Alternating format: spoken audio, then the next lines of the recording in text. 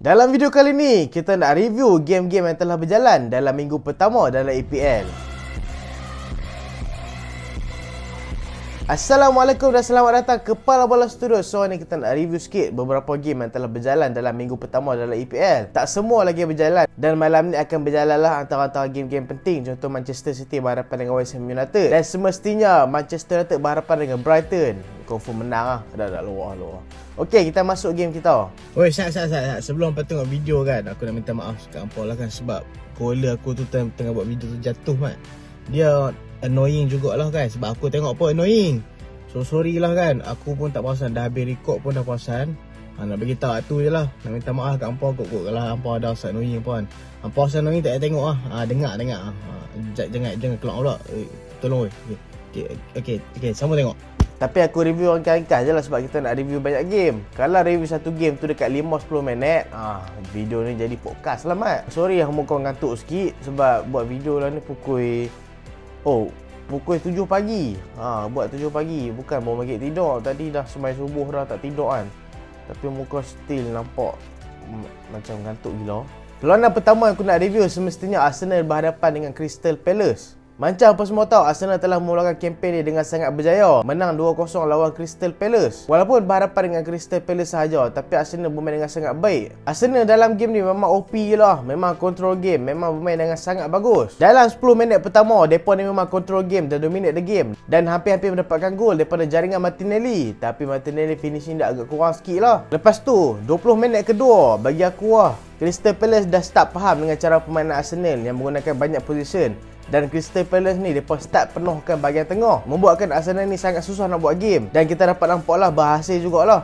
Sebab dapat nampak setiap kali player Arsenal pegang bola dekat bahagian tengah, mesti akan ada 2 ataupun 3 player yang akan cuba masuk dekat mereka, yang membuatkan gameplay mereka ni agak gagal. Tapi tu lah, walaupun dia pressure dengan sangat bagus, tapi Arsenal tetap dapat kadang-kadang menyelinap masuk ke dalam kotak penalti mereka. Tengah shot-shot Crystal Palace tengah atok serangan kan, lepas tu tiba-tiba kena corner. Dan itu adalah first corner dalam game tu kalau aku tak silap lah. Dan Arsenal memang telah menunjukkan apa yang dia berlatih sebelum ni. Dan cross tu dihantar kepada far post dan Zinchenko tanduk dan dapat dekat Martinelli. Dan lepas tu kawan tu finishing je. Nasib baik gol. Kalau tak gol mampu. So bila dah leading 1-0 ni, Arsenal semakin selesa lah. Dan Arsenal start main open game dan Crystal Palace pun dah start menyerang dah. Bila tim lawan hang dah start menyerang, hang ni akan lebih selesa untuk menyerang balik dalam tim hang tu. Sebab bila mereka nak attack ni akan membuka ruang yang sangat besar dalam bahagian pertahanan mereka. Dan Crystal Palace ni bukan kata mereka tak serang. Mereka ni serang. Barisan serangan mereka seperti Jordan Ayew, Wilfried Zaha dan Odsonne Edouard. Barisan serangan Crystal Palace ni kan, mereka ni cuba masuk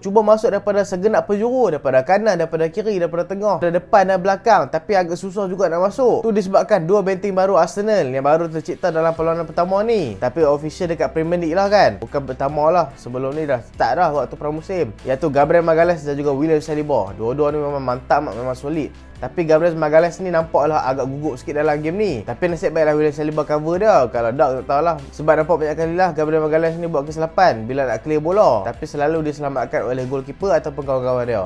Dan dalam perlawanan ni, ramailah yang mention William Saliba sebagai pemain yang terbaik. Dan bagi aku setujulah dengan William Saliba. Memang dia ni adalah seorang defender sangat solid dan sangat mantap dalam first game EPL. Dan aku harapkan dia dapat teruskan momentum dalam semua game lepas ni. Tapi kita tak boleh lupa juga kepada seorang pemain iaitu Thomas Partey, defensive midfielder Arsenal yang bermain dengan betul-betul padu dalam game ni. Dia punya interception, dia punya tackling, aku rasa beberapa kali je dia gagal untuk tackle dalam game ni. Walaupun dalam game ni sepanjang masa bila dia pegang bola daripada minit pertama sampai ke minit 90, setiap kali dapat bola dia asyik kena bu je. Tapi penampilan dia sangat konsisten dalam game ni. Tak hilang konsentrasi dalam game ni. Memang padu lah Thomas Partey ni. Dan bagi aku Thomas Partey ni membentuk benteng yang melindungi William Saliba dan juga Gabriel Magalhaes. Memanglah mereka dua ni padu kan. Tapi bagi aku kalau tak ada Thomas Partey, membuatkan defender Arsenal lagi mudah untuk ditembusi. Itulah dapat nampak Crystal Palace nak masuk ke bahagian tengah memang sangat susah. Membuatkan mereka ni terpaksa lari ke kiri dan ke kanan untuk elak berjumpa dengan Thomas Partey. Tapi Thomas Partey ni rajin mat lah ke kanan dan ke kiri. Ke situlah juga dia ikut. Dan gol kedua tu gol sendirilah kan daripada Marc Guehi. Sepatutnya gol daripada Saka. Tapi disebabkan kena tepiah bola Marc Guehi, membuatkan gol tu kira gol sendirilah.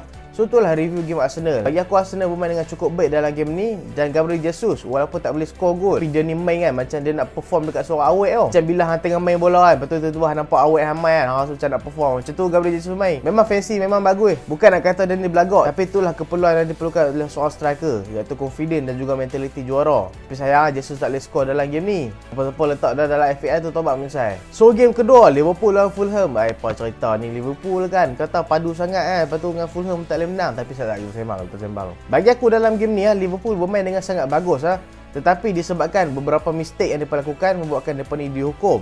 Dan aku nak highlight sikit lah dekat Jordan Henderson yang selalu buat kesilapan. Bukan kesilapan maksud tackle apa, maksudnya dia ni selalu buat passing yang melalut dalam game ni. Dan kita dapat nampak di bahagian right back Liverpool sangat ketara. Walaupun di bahagian right back Liverpool kan, kita tahu Alexander-Arnold ni adalah salah satu defender terbaik di dunia, salah satu right back terbaik di dunia. Tapi kekurangan dia daripada segi defensif boleh kata menjadi salah satu masalah untuk Liverpool jugalah. Sebab kita dapat nampak semua tim yang berhadapan dengan Liverpool akan menggunakan di bahagian trend ni sebagai lubuk. Tapi kan aku jujur nak katakan Alexander-Arnold ni dia punya defensif bukanlah teruk sangat. Tapi disebabkan di compare dengan barisan defender yang solid yang lain, seperti Van Dijk, seperti Matip, seperti Robertson. Antara dia empat ni Arnold pun padu juga. Tapi disebabkan Arnold ni yang paling kurang, itulah disebabkan dia ni jadi lubuk.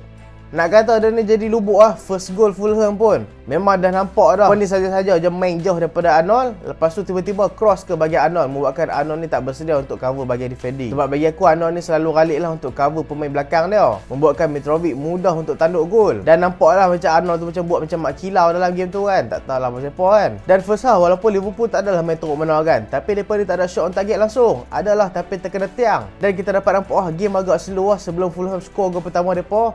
Tak tahulah sebab apa kan, tapi bila Fulham dah skor gol pertama, dapat nampak Liverpool dah start attack dah. Dah start attack betul-betul ya. Membuatkan kadang-kadang ada jugalah mereka nak skor gol kan. Tapi first half tamat dengan 1-0, Fulham leading. Jaringan daripada Alexander Mitrovic. Mitrovic dalam game memang cukup mantap. Lepas tu second half, Liverpool buat beberapa pertukaran, masukkan Darwin Núñez. Kita dapat nampak baru je masuk dalam game tu, Darwin Núñez telah pun mencetakkan gol. Darwin Núñez dalam game ni kita dah start nampak confident dia.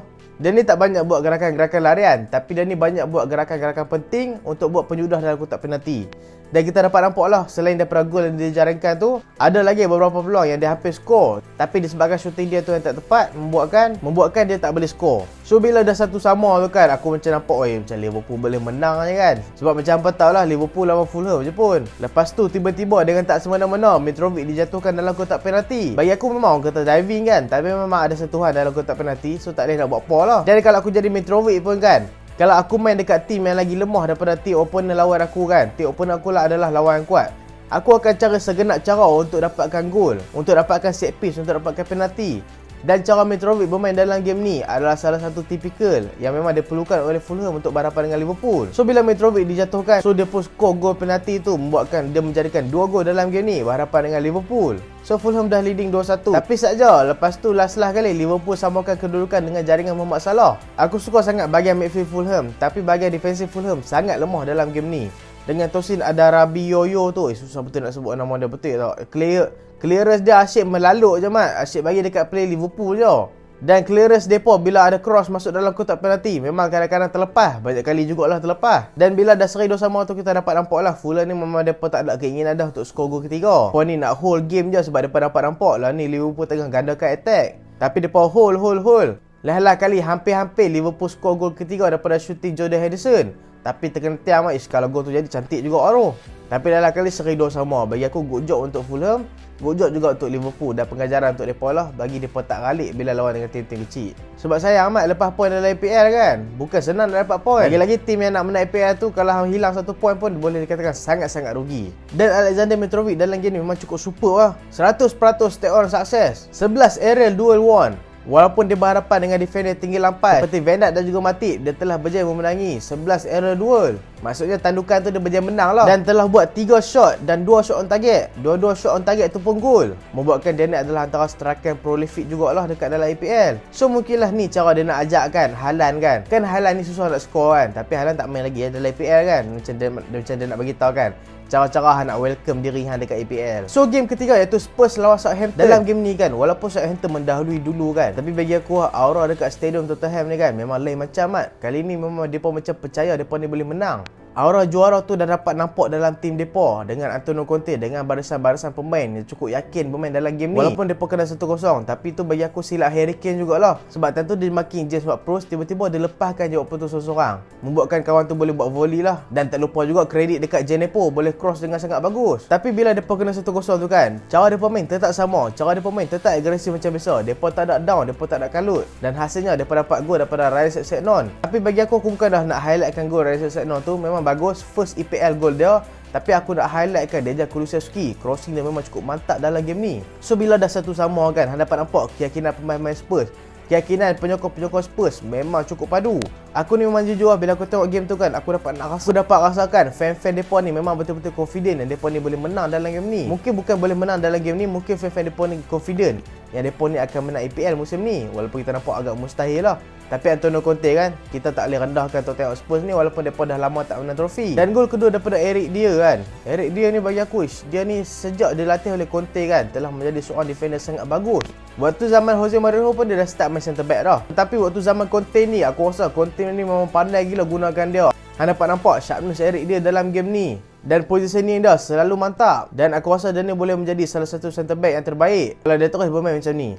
Dan bila Spurs dah leading 2-1 kan, membuatkan mereka ni sangat-sangat selesa control game. Dan kita dapat nampaklah play-play Southampton makin banyak buat kesilapan disebabkan pressing-pressing yang tinggi dilakukan oleh play-play Spurs. Dan tengah-tengah kalut attack tu tiba-tiba crossing yang tidak dijangka, bola di depan kotak penalti, tak ada siapa-siapa pun nak kacau dia. Tiba-tiba Salisu tu buat silap, skor gol sendiri. Lepas tu dah 3-1 tu, ditambah pula dengan jaringan keempat daripada Spurs. Jaringan keempat daripada Dejan Kulusevski. Penampilan dia memang cukup padu dalam game ni, memang cukup OP. 92% passing accuracy. Dia buat 3 chance creation dalam game ni, 3 cross, 2 shoot on target, 2 shot, dan dia buat 1 gol dan juga 1 assist dalam game ni. Dan aku rasa dia ni adalah salah satu player yang akan meletup dalam IPL musim ni. Kalau abang main fantasi tu kan, letaklah Kulusevski ni siap-siap. So Chelsea lawan Everton. Chelsea dalam game ni walaupun mereka menang, tapi performa mereka agak merisaukan juga sebab kita dapat nampak taktikal tukar ni dalam game ni agak kurang solid sikit, membuatkan player-player Everton mudah nak menyerang walaupun tanpa kehadiran penyerang utama mereka iaitu Dominic Calvert-Lewin. Tapi Chelsea ni tak dibolosi disebabkan mereka ni ada barisan benteng yang sangat bagus seperti Kalidou Koulibaly dan juga Thiago Silva, yang membuatkan walaupun taktikal tukar ni tak berjaya, tapi disebabkan benteng mereka sangat hebat, membuatkan Everton tetap susah nak skor gol. Dan N'Golo Kante dalam game ni memang cukup mantap. Memang dia cover habis kesilapan-kesilapan pemain lain, membuatkan 89 sentuhan dalam game ni, 12 ball recovery yang paling banyak dalam game ni, 4 tackle yang dia buat, 2 interception, dan dia juga buat 1 shot on target. Memang dalam game ni kita dapat nampak Kante yang lama kan, memang Kante yang betul-betul hebat dalam game ni kan. Walaupun taktikal tukar tak berjaya dalam game ni, tapi bukan kata tak berjaya, bagus. Tapi kita dapat nampak lah, mungkin kalau berhadapan dengan tim yang lagi kuat tu mungkin agak struggle sikit. Dan nasib baiklah Chelsea dapatkan gol selepas Chilwell dijatuhkan dalam kotak penalti. Dalam kali Jorginho score, tapi Sterling dalam game ni banyak juga chance lah dia nak score kan, tapi tak score. Ada 1 gol tu offside. Macam biasalah dia ni suka diving kan, pada tu tak boleh nak ubah lah sejak Azali lagi. So game ketiga iaitu Aston Villa lawan Bournemouth. Bagi aku ni adalah kejutan yang agak besar lah. Sebab Aston Villa aku meletakkan mereka ni adalah antara senarai kuda hitam dalam EPL. Sebab anda dapat nampak performa mereka musim lepas memang sangat bagus. Waktu pre-season pun mereka ni bermain dengan sangat baik. Aku pre-season tu sangat baik. Aku tak 1 gol mereka je kan lawan MU. Tapi lawan MU tu memang solid gila. Tapi tiba-tiba lawan Bournemouth, lawan tim baru, tim yang baru promoted dalam EPL, mereka ni kalah 2-0. Dan dalam game ni walaupun kita dapat nampak kan, dua-dua tim ni boleh katakan main dengan stabil, maksudnya sama-sama bertahan lah. Tapi kita dapat nampak lah Aston Villa ni seperti merendahkan kemampuan Bournemouth. Tapi macam mereka ni memang nampak lah merendahkan kemampuan play-play Bournemouth. Sebab kita dapat nampak banyak kali mereka ni ralik bila pegang bola, dan banyak terlepas bola di bahagian tengah, membuatkan play-play Bournemouth mudah untuk menyerang. Dan pertahanan Aston Villa dalam game ni memang cukup ralik. Tak tahulah taktikal jarak ataupun depa ni yang memang ralik. Sebab kita dapat nampak banyak kali play-play centre back Aston Villa ni, depa ni akan fokus dekat seorang player je untuk mark. Dah lah sampai 4-5 orang. Lepas tu terlepas pula. Aduh, macam banyak ball watching lah dalam game ni. Dan depa ni banyak kontrol Dominic Solanke. Tu bekas player Liverpool pun, tapi janganlah kontrol dia seorang je. Dan Bournemouth ni mereka dapat gol pertama sejak minit kedua, membuatkan play-play Aston Villa ni agak kalut jugalah kan. Dan kita dapat nampak lah Aston Villa ni memang agak memandang rendah lah dekat kemampuan Bournemouth ni kan. Dan gol kedua memang nampak ketara gila mat. Tentu mereka tengah kontrol Solanke kan. Lepas tu lah kali ada seorang tu terlepas, kawan tu tanduk dengan senang je.